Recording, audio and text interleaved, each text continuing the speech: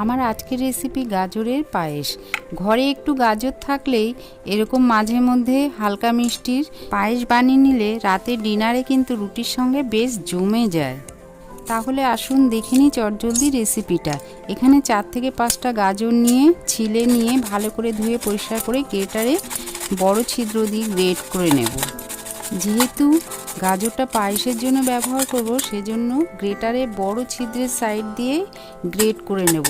সেক্ষেত্রে গাজরের কুচিগুলো একটু বড় বড় সাইজের হলে পায়েসের ক্ষেত্রে মুখে পড়লে খেতে বেশ ভালোই লাগে।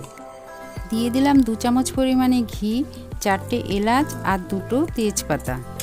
এবার দিয়ে দেবো গ্রেট করে রাখা গাজরের কুচি, দিয়ে বেশ কিছুক্ষণ ঘিয়ের সঙ্গে ভালো করে নাড়াচাড়া করে মিশিয়ে নেব।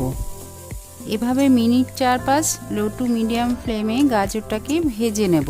তারপর 500 গ্রাম পরিমাণে দুধ ফুটিয়ে একটু ঠান্ডা করে দিয়ে দেব গাজরের মধ্যে।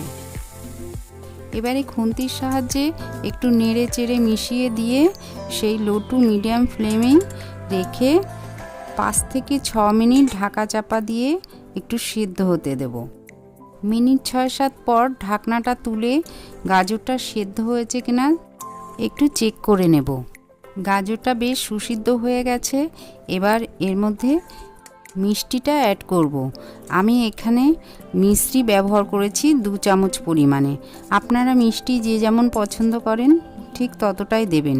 আর দিয়ে দিলাম 2 চামচ পরিমাণে কনডেন্স মিল্ক পায়েসের স্বাদটা বাড়ানোর জন্য।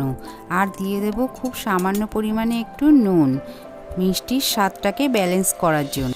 এবার একটু নেড়ে চেড়ে মিশিয়ে নিলে তৈরি হয়ে গেল আজকের রেসিপি গাজরের পায়েস বা ক্যারট ক্ষীর।